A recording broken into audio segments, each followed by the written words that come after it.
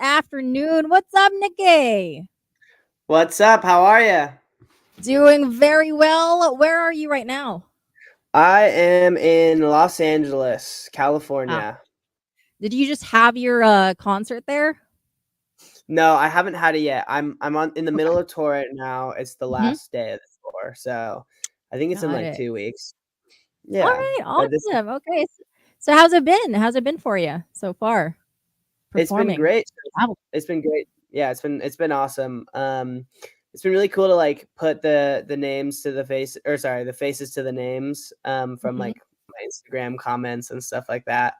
And just see like real people at shows. So that's been really exciting. It's been like a really just like good experience for me overall. Hmm. In a bunch sorry, I'm a little sick right now.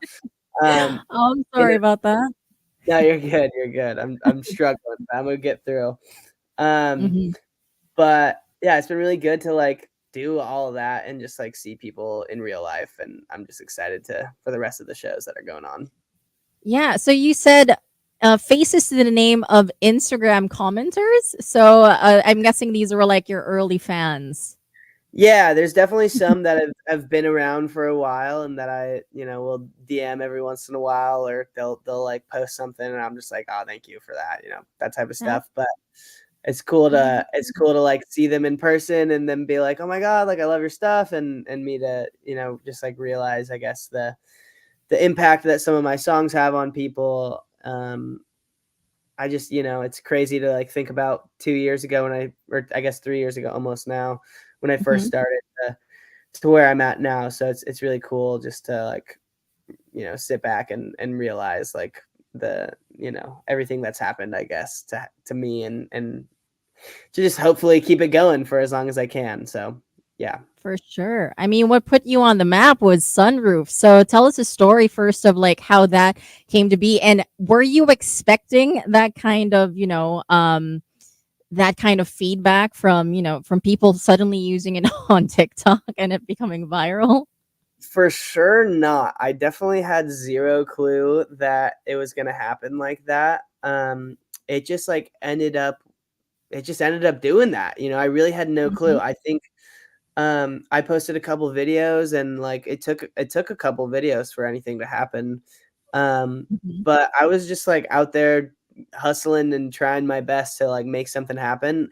And TikTok was such a thing back then that it happened on there. And I was just like, oh my God, this is crazy. I remember for like the first, like literally like 6 months, I was looking at my phone. I'd wake up from like naps and like make sure like, oh, this is real. Like this is actually happening. It's It's not still like happening.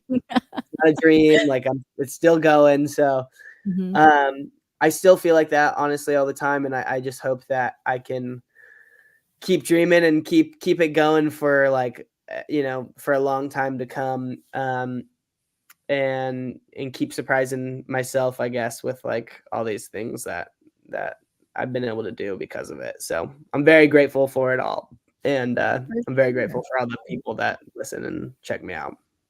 Yeah, especially like the early fans that you've had. And then also you did have recent releases. We had Sad, we played it. I mean, there's also Part-Time Lover, and then now you have your most recent drop, which is Mile Away, which share each of these songs, they seem to be sharing different types or stages in a relationship. So what was the inspiration behind those songs? Yeah, I think each one was definitely different. Um, SAD was kind of inspired. I wrote that one with some friends, and it ended up being about kind of just like my experience over the last 2 years with life. It wasn't really a relationship thing. It was more of a Hmm. life thing. I think with Sunroof, um, as awesome and amazing as it was, it definitely had some things that made me just I had to learn how to handle adversity in new ways that I hadn't experienced before, Hmm. um, which was like getting a little depressed for the first time in my life and like feeling what Wow. that was like. And I think that's what I just was on this crazy wave of emotions for so long that in SAD the idea there is like I don't want to feel these emotions. I just want to like chill out for a moment and like step back rather than just like always be up or down. It was Mhm. a weird time with sunroof. For the other two were more relationship type things. One being like, Gotcha. one being like, wanting to take it to the next level, and then another being like, I don't care if we take it to the next level. Like I'm down to just like kind of see what happens. So Yeah, it's a contrast, it seems like it. yeah, that was kind of the idea, and I think they all share similar vibes, but in their own way. And Mhm. I'm very excited to explore myself and explore musically like the rest of this year. What I'm gonna make, and just keep trying to challenge myself in making new vibes and different things that I haven't done yet. Yeah, and you've got a lot of time ahead of you too. And so for Mile Away, which is the most recent drop that you've had, from what I understand in the lyrics, like it's pursuing a relationship, like what you mentioned, it's pursuing a relationship or somewhat that you know it's going to end anyway. So like how I'm interpreting it is like the one that got away. It's like I don't really know what's going to happen here, but just want to make the most out of it. Is that about the right vibe? Yeah, I mean, here's the thing with music and with anything, it can be interpreted to you in any That's way. So fair, yeah. I think that's great that you have that thought with it. I think for me, it was like, at least in my personal life, I've had a couple relationships where I was pursuing it, but like I knew it was never going to turn into anything real. But Oof. in my like heart, I really wanted it to, and so Mhm.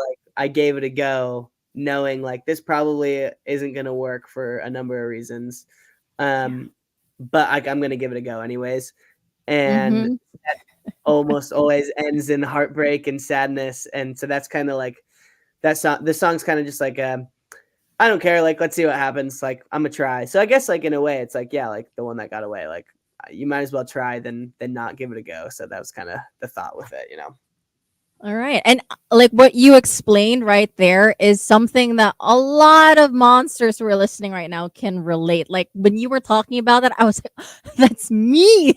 Yeah, Like totally. in my past experiences. Yeah. Like the fact that you want to keep pushing for this to be more than what it is, but then you know that there are so many things against it. And you maybe even have that you're sensing that energy from them that they actually don't want to push things further either, but you still Yeah, try. Woo! yeah. I think sometimes you got to learn for yourself, like when to call it quits. And sometimes Amen. you got to go through a little heartbreak to realize like that's not everything's meant to be, not everything's worth it, and Mhm. that's okay. You just got to know when to pull out. Right. And the important part, I think, is to also learn from it so that you try and not make the same mistake again. Yeah, totally, totally, and, I think most of us do make the same mistakes again, but it's important to try. It's important to try not to do it again. True, true. Okay. So yeah, so that's Mile Away. We're gonna be playing it after this interview as well. So monsters, you better stick around. And so you're currently in your is it you're in luck? Because of your Yeah, last name, you're in luck? Okay, cool. exactly, exactly. So so your final stop is where? In it's in LA or It's is Los it Angeles, yeah. okay. So Awesome. I got 5 more. I got Chicago, Salt Lake City, Seattle, San Francisco, and Los Angeles. Okay, Uh, so like in the western part now, yep, most in the west. Okay, awesome. yeah, pretty much. And any place that you're particularly like you want to go there, but you want to do something that is particular to that area that's like, oh, I've heard they have like really good, I don't know, ribs, for example. I want to Yeah, try that's a great question. Honestly, I feel like I've been to all these, cities and states before, so I feel like I've done a lot of those things. Like, we were just in Montreal, and, like, I did poutine. poutine, which Yeah. isn't, like, anything crazy to me. I know they, like, love it over there, but I just Mhm. haven't had good poutine yet, so I don't wanna knock it yet, but, Okay. um, I can't think of anything in particular. I'm really excited to go back to Salt Lake City and explore a little more because we didn't do too much of that last time. Mhm. Uh, but I don't know what they're known for. I think they just like are known for their vibes and good energy. So like I'm excited about that. And yeah, I think that's pretty much it. Chicago, the deep dish pizza, we're definitely Oof. hitting one of those. Love that. And Yeah. yeah, we'll see where the world takes us when we're on the road.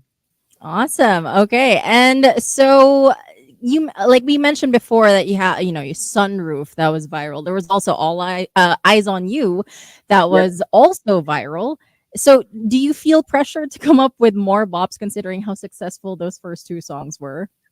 For sure. I think I definitely 100% do. I'm not I think I've gotten over that though. That was part of Okay. the SAP era was where Hmm. I was feeling a lot of pressure, was trying to amount to something that I didn't even know who I was or like all that stuff, you know. I feel like I was 22 when Sunroof first happened or 21 when it like first happened.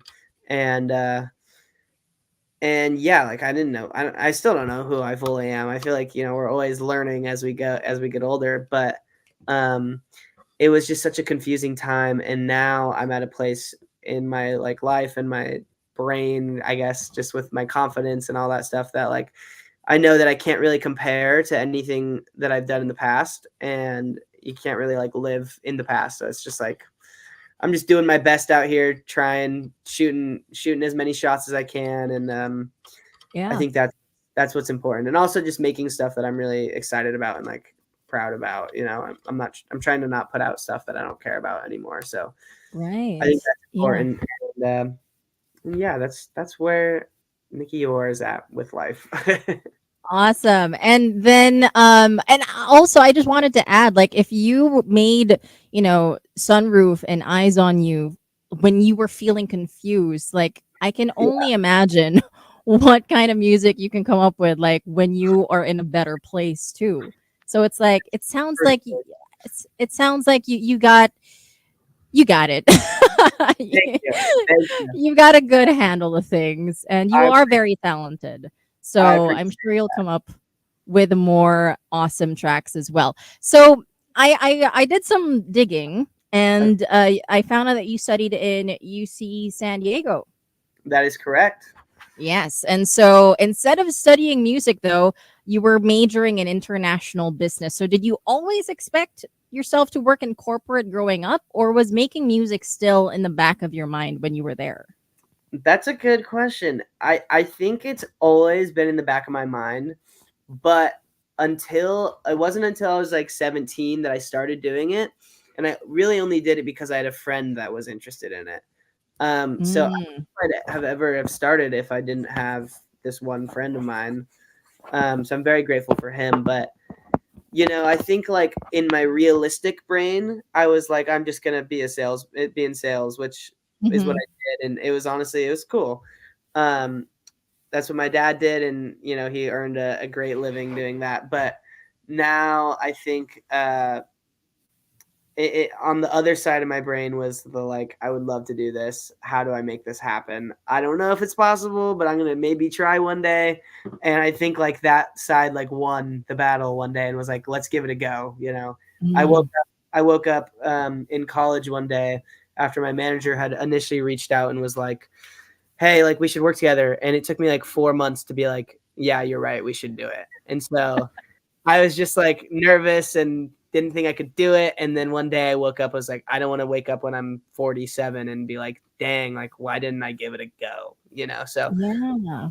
I'm very grateful and proud of myself for doing that. And I think for anyone that's out there that has a dream that they're not like sure about because they haven't done it yet, but they like feel something inside them that like pushes them to want to, Hmm. um, you know, you really just you got to give it a go. You got to see it, or else you're gonna think about it when you're 30 or 50 and 60, and go, damn, like why didn't I even try? So Absolutely. And like the operative term there was like try, because like yeah, you really just like dipped your toes in the pool and until eventually you created like these hits. And of course like it wasn't like an overnight thing. You really went through it. You really did experiment, I guess, on like what the sound that you wanted, did yeah, some songwriting too. Yeah, I Yeah, mean, for sure. I sucked for 3 years. I was horrible at making but and everyone is, like, you're bad at anything new that you're first starting, um, Mhm. Yeah. espe especially music. I was my stuff was not good for, like, 3 or 4 years, but then it clicks, and then I was like, "Oh, like, I'm actually decent at this," like, and then Sunroof came, and I was like, "Oh, that's cool." That's pretty exciting. Yeah. I mean, it's the magic of like consistency, like going at it, consistently for 3 years and then eventually you write a couple hits and then now you're making music and now you're on tour. That's Yeah, amazing. That's awesome. Like it's crazy yeah. how like where life takes you once it all starts to come together. Totally, and you never know, so that's why you just gotta give it a go. Gotta give it a try. Yeah, exactly. All right. Well, I love talking to you. I have one last question because this is a very, very rare occasion where I get to interview someone who's also named Nikki. So I need to know, growing up, did people misspell your name frequently? Oh, all the time. People still miss I I feel like know, right? is yours Nikki? Yes, Okay, yes. yeah. Mine's Nicky, and Hmm. in my brain, I know there's no difference, but in my brain, like, Nicky is, like, the guy version, and Nikki is the girl version. Oh, So okay, okay. I remember growing up and they'd spell it Nikki, and I'd be, like, all mad because I was, like, a kid. I'd be like, "What? Like, do I look like a girl to you? Like, oh my god," But, um, yeah, no, that's definitely it's been a tough one, but Yeah. I love yeah, I would never I wouldn't change it for the world. Yeah, for sure. And like I just want to agree with you in saying that yes, this is the only correct female spelling of Yeah, Nikki. there's 2 ways I to will do not it. accept any other. I And totally for agree, you, I won't accept any other for the male version. So totally I agree. got you. I got you, Nikki. Done, All right. Well, thank you so much for taking the time to speak with me this almost afternoon. And yeah, I hope you have a great rest of your tour, rest of your evening as well. And I just hope you create more awesome music for us to enjoy and create reels and videos too. Thank you very much. I appreciate it, Nikki. Thanks for chatting with me tonight. No worries. All right. Well, there we go, monsters. That is it for your interview with Nikki Yore. Yeah. Okay. So let's go back to more music. We're finally going to play you a track from Nikki Yore himself. Here is Mile Away right here on the Monster.